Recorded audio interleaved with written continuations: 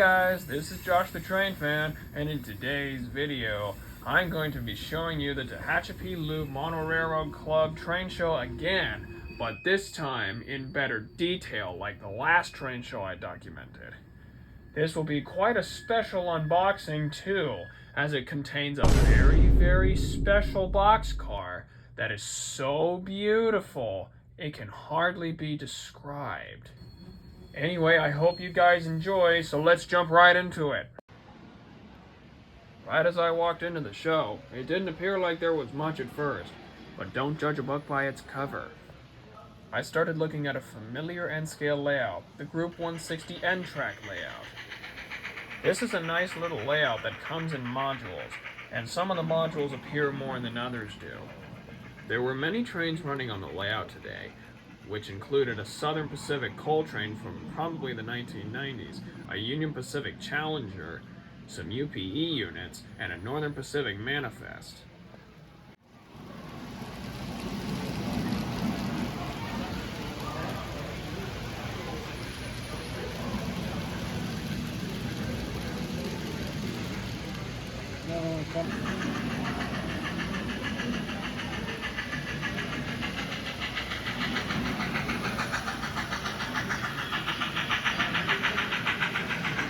One little thing that's interesting about this layout is this little rotary dumper.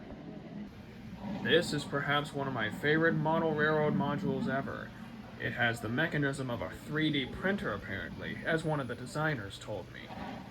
This is unfortunately what my hometown of Bakersfield looked like today, because a recycling plant caught fire, and it produced literally the biggest fire I've ever seen, to the point where everybody I know said that it looked like a tornado from a long way away. They built Portstar Stadium live.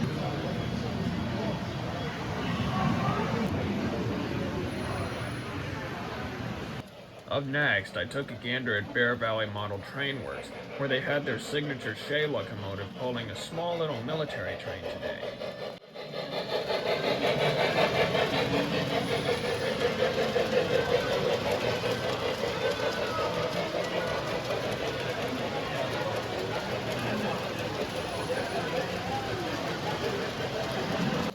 Up at the top, there was a pair of UPSW switchers pulling a small little local around in circles.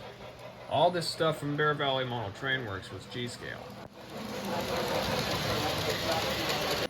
Up next, there were some props from the Thomas & Friends show that were there, including some from Thomas and the Magic Railroad, and there was a display case nearby showing face props from the actual show itself.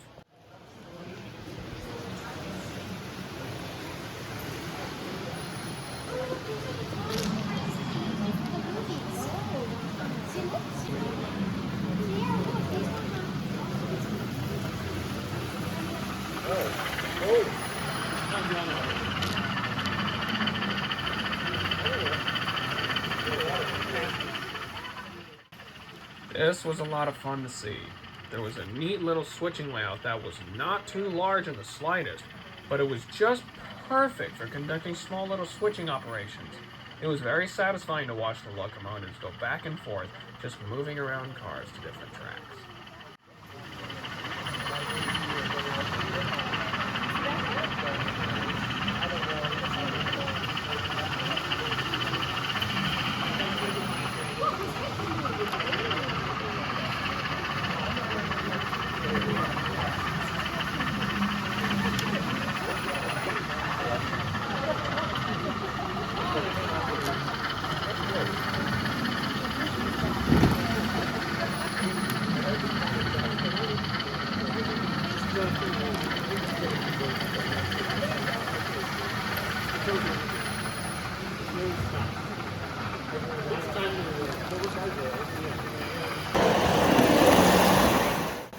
Like the last show, there was this nice little Lionel layout again.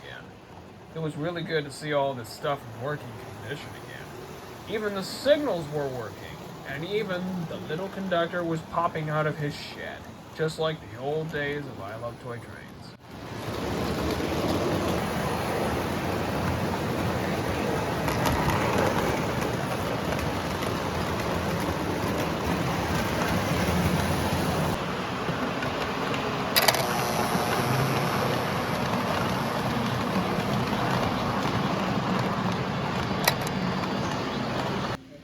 was another little N-scale layout in the dead center of the building. It had 2 different ovals with 2 different trains. Actually, scratch that, because there were 3 different ovals in there. 2 of them were in the center, and the third was the outside track that the CB&Q train was on. The Milwaukee Road train was in one of the other smaller ovals. It was a very neat little modular layout, and I'm impressed with the amount of detail these people put into it.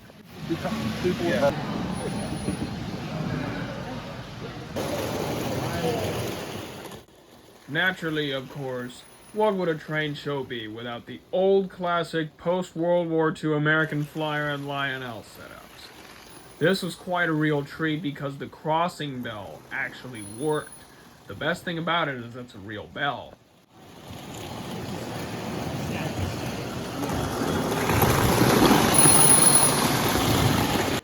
One thing I've never seen before at train shows is the ability to play with wooden trains for the kids. I don't remember where this What you guys got? It's like middle of nowhere. Oh, you got an SP Cottonseed. There weren't a whole lot of vendors here. There was one HO scale vendor who is my friend that I did end up buying from quite a lot this time, as usual. There was also that usual G-scale vendor with the Southern Pacific boxcar and the Southern Pacific Black Widow hoppers. There were also a few other vendors for people who aren't really as into trains as others, selling things like railroad-styled t-shirts, perhaps even a few mugs. What I didn't expect to see was a massive sweet stand. I didn't expect there would be a giant cookie stand nearby, and I should have left over some cash to get a few of said cookies. I can sell it for you and give you the profit. I've been offering that to people like you and Peter. Oh, wow. Great places to live. I love it. Do you want something here? Are you sure you don't need a bag? No, I don't. That was yours. Take a few words. After we were done buying things and looking at all the trains at the show, me, Trackmaster Tehachapi, and Mr. Railfan Vaughn decided to head over to the nearby Tehachapi depot to see if there were any trains. We encountered this UP manifest with 3 nice grain hoppers. There was even a nice CEFX X KCS hopper in the consist, which was quite a neat surprise because KCS hoppers don't really come through here in that particular color. Here's 380. It's gonna be around a while.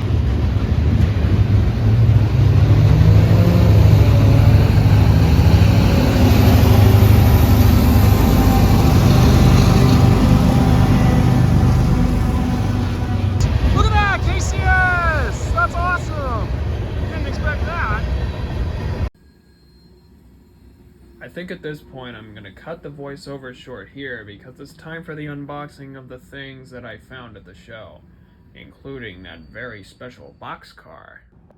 Alright guys, I am here and I am going to cut the voiceover part for a bit because, excuse me, I am finally at home after the train show and it's time to unbox this marvelous loot here. Somehow, thanks to the help of Trackmaster Tehachapi, I managed to save half of my budget, exactly half my budget. So we're going to start with one of these old blue boxes.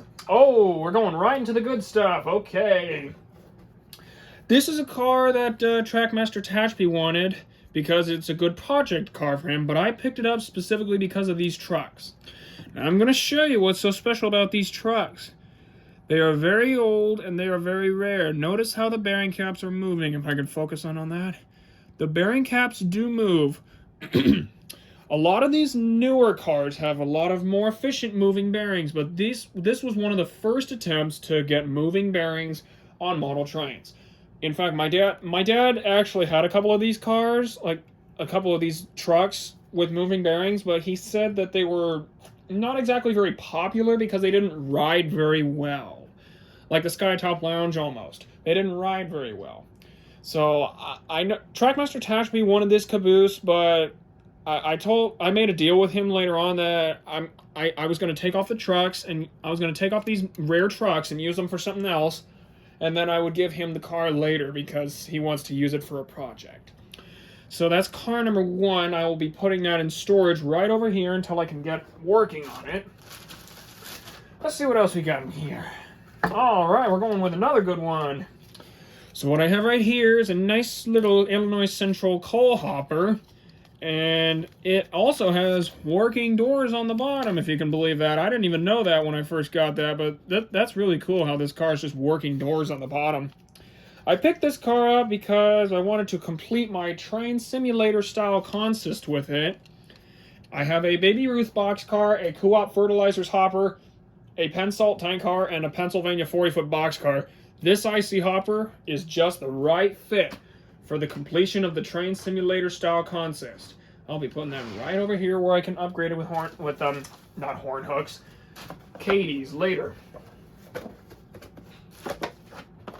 Alright, let's see what else we have in here. Alright, so what I have here is a nice little Athearn double door 50-foot Wisconsin Central boxcar. Price was about $5, so hey, can't deny that, right?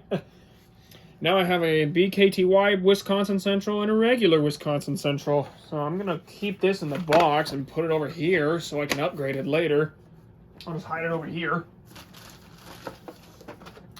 Alright, we got a roundhouse box. Oh, this is a car I've been eyeballing for a while.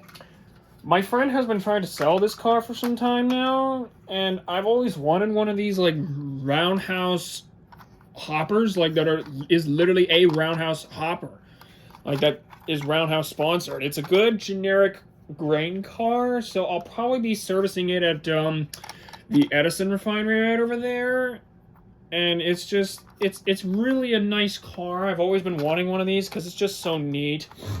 Kind of like, it's like a special edition car, I think. Like how Athearn made their little things with their well cars, their hoppers, their containers, things like that. So this hopper will be a generic grain car, and I will use it on my grain trains. Probably going to also use it on my BNSF grain train because it's just really awesome. And if I recall correctly, speaking of which, here comes the hopper. Speaking of hoppers, I picked up another roundhouse hopper. Well, it's either roundhouse or Athearn. I think it's Athearn because this isn't in the right box. But anyway, this is a nice little BNSF green grain car. I've been looking for one of these for a while because I love how they're so green. They just look really good together. And it has metal wheels and couplers, so that's a big bonus. I'm going to be putting this on my BNSF grain train and running it at the club soon. And it's already pretty much NMRA standardized. It just needs a little weight, so that works. Let me get some more things out of the way here. Alrighty, let's see. Oh, nice. There's a story on these cars. Like, there's a bunch of box cars marked TOE that run through here with this very color. They've horribly faded by now, but they did look like this at one point. This is the wrong type of box car because it has the roof box on it. It's an old thing, but it's a TOE box, and I figured, hey, why not pick it up? It would go perfectly with any BNSF manifest I go with, so I decided to grab it because it looked really awesome. Whoever did that car, kudos to you. You did amazing putting that car together. The decals are perfect. Alrighty. Got an LBF car here. I have an EJ&E gondola. I've been hunting for EJ&E gondolas lately, and I just picked another one up the other day because through here, sometimes when BNSF or sometimes Union Pacific has like steel loads, sometimes there are gondolas mixed in marked for GRW. Excuse me. And sometimes the G and RW gondolas are former EJ&E. Sometimes you can even still see the J right in the middle. Like they just didn't patch it at all. It just says the J. Plain and simple. So EJ&E gondolas, this was perfect. Happy to have picked this up. LBF is turning out to be pretty good for me. I'm very pleased with it. It's not one of the, like, what do you call it? It's not one of the weller-known companies out there, but I'm pretty pleased with it so far. I'm happy to have it. I like LBF products. I kind of would advise them. Now we're getting into the fun stuff. So what I have right here is another addition to my UP coal fleet. Chicago Heights Terminal, like 4-bay, probably Bethlehem coal car. I think this is a Bethlehem coal car. Let me check it out. It's a 100-ton quad hopper, so yeah, I believe this is a Bethlehem car. It's a brand new unsealed kit, so I'm going to add this to my UP coal collection. And I'm going to have it run with the rest of my UP coal fleet that I got at the last train show. So I'm going to set that aside with the other kit. And speaking of the UP coal fleet, we got something pretty nice right here. My first tangent scale models car. An old Bethlehem designed quad hopper Union Pacific coal car. I just saw one of these the other night, or quite a lot of these the other night with Trackmaster Tehachapi when we were going to find one of his trains. Oh wow, look at this. Man, Tangent did great on this. Look at that. There's a nice coal load on the top. Oh, this is fantastic. You even have the... Hold on, let me get this here. You even have the number of the car on the trucks on both ends. Oh, this is fantastic. Absolutely fantastic. We got brake hoses and cut levers and prototypical style couplers too, like the smaller Cadies. This is perfect. I cannot wait to operate this. Boy, I haven't had any Tangent Scale Models products before, so I'm very excited to operate that car. It's going to go perfectly with the other UP coal cars I have. I'm collecting UP coal cars at the moment because I keep seeing them at Monolith, because there's a coal processing thing up there. I don't know what they do with it, but it's just there, I guess. Okay, we have a Roundhouse 50-foot box car up next. It is a single-door 50-footer. It is a South Branch Valley box car, and I wasn't originally gonna get this at first, but when I volunteered at the Tehachapi Depot last time, there was a UP manifest that passed by with a BKTY box car that looked exactly like this with the green arrow and all. And I'm going to try to show a clip right now of that car. I'll see if I can find it, but if I can't, don't blame me.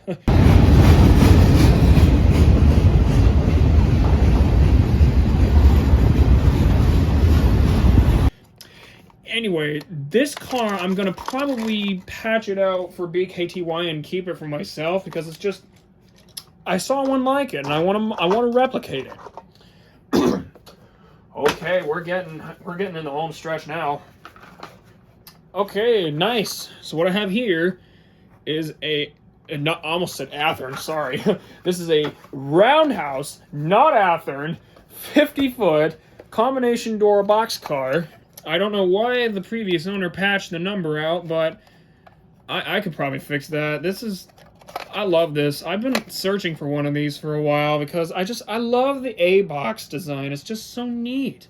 With the with the regular door and the combination door that has to be opened that has to be opened in a different manner, as you can see by the lever there. The lever here is actually quite similar, now that I look at it, to that of the modern-day T-boxes and F-boxes. I find that rather interesting, so I look forward to operating this car. Let's see what else we have here. Oh, another good one. So I'm going to put this box over here and call it good. I have one more thing to add to the coal fleet. It's very nicely weathered. It's a Sioux Line 3-bay coal car. I'm not exactly sure how I'm going to fit this into the coal fleet, but I think with that little Beth gun that my friend Peter Waco gave me, I think I could probably make this work. I could probably do something with this. Like, I could throw it in a UP manifest and whatnot. That would be really awesome. This car's been weathered pretty nicely. I mean, it's got some nice detail in there. You can see where the light is kind of being blocked by it, but if you guys can see that, there's like a little gap in between where these, I don't know what these are called, but these porting mechanisms, I suppose I could call them. There's actual gaps in between them, just like the real thing. So this was a very, very neat car to pick up. I just figured, hey, why not? I purchased that at the last second. Now, we're going to get into something very special. You saw this car at the very beginning of this video. It was a little teaser, and I'm now going to show you it. This is a very, very special car. I'm going to go get it. It's a very special car after research, and I'm going to show you what it is right now. Now, this is an Athearn 40-foot New York Central pacemaker boxcar. Now, I know what you're all thinking. No, this is not the ordinary ubiquitous Athearn Blue Box 40-foot boxcar. Quite the contrary, actually. This is a very old Athearn car, like not even Blue Box, pre-Blue Box. This, according to my research, is one of the first Athearn Trains releases ever made. They did an HO and an O version of this freight car, and they were built according to my research, this car was built in 1948. You heard that right. This car was built in 1948.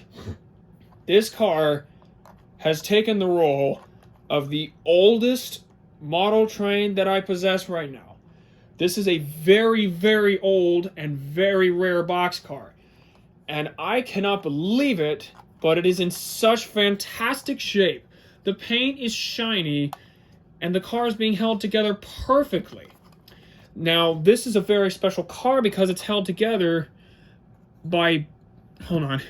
It's held together by pins and a wood underbody. This is how model trains were originally made back then. Modern kits. Back then, I mean, they're not modern now, but they were back then. So this is how model trains were made back then. They had wooden underframes, sometimes painted, sometimes not. I have another car that I didn't even realize was that old at first until I did the research on this. It also has an underframe like that, but it's painted. But yeah, this is a... When I learned about this car's history tonight and how old it truly was, it just shocked me to my core. I still am shocked just looking at this. This is an absolute relic, an absolute icon of the model railroad industry. This was the beginning, essentially the beginning of Athearn Trains. This was one of their first releases ever. It's amazing. Absolutely amazing. And it's in such wonderful shape. Someone took very good care of this car before it ended up in a bin sold for only $5 a piece with other rather ubiquitous older rolling stock. But this is a very rare car. There aren't very many like this anymore. I'm still thinking about everything that this car could have been through when I look at it. This car was built in 1948. It was built right alongside its 40-foot prototypical counterparts. It may have even seen real 40-foot boxcars at one point. I don't know. But given that it was built in 48, it's very possible. This car, the things that it must have seen, the consists that it must have been in, the owners it must have shared.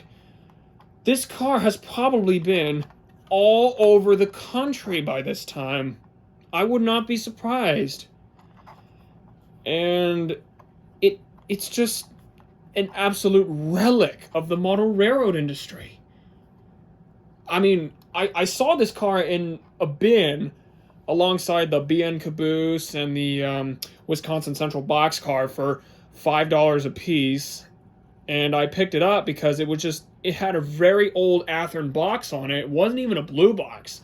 It was a shape of one, but it was like an old red and white Athearn box. It was very, very old. And I picked it up because I felt like I should pick it up to some aspect. And I truly don't regret it after everything that I've learned about it.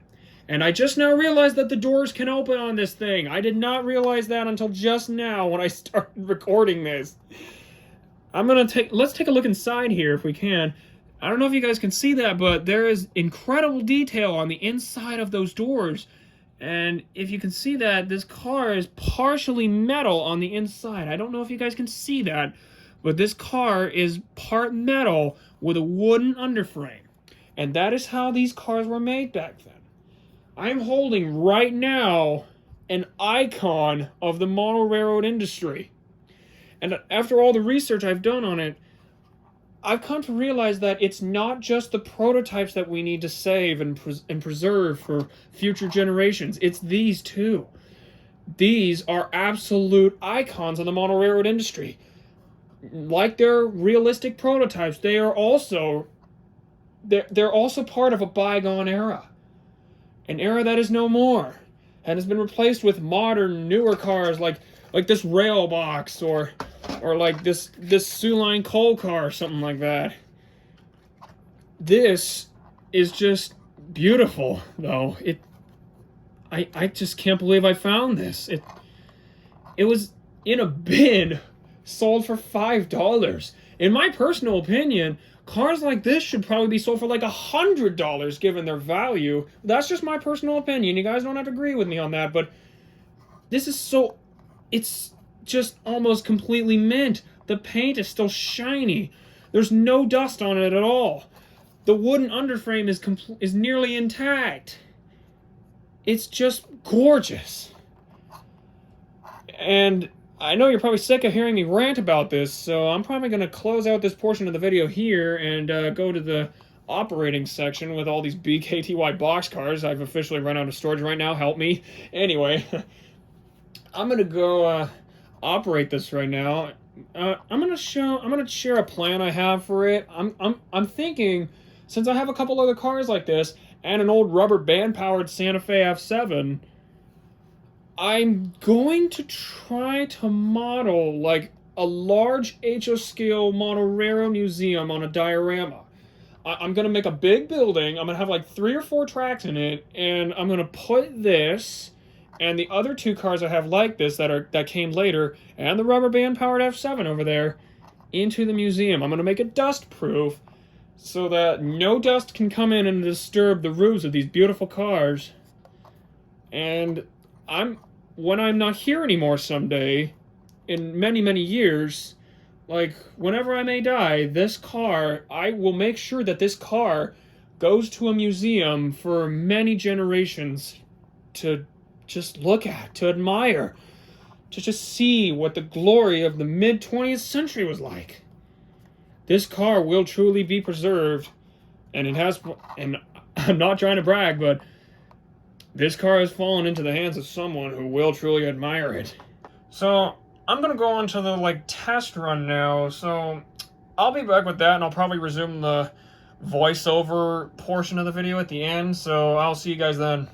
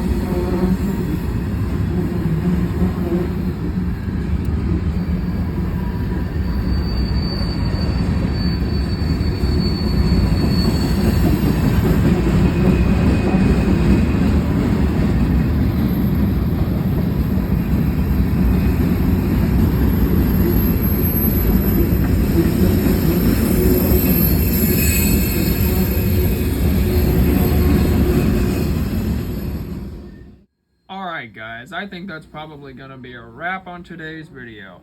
I'm sorry it was so long because of the pacemaker boxcar, but you gotta admit that was a pretty good find. Anyways, if you enjoyed this video, be sure to like and subscribe and share this with all the rail fans you know. And I will see you guys in the next video.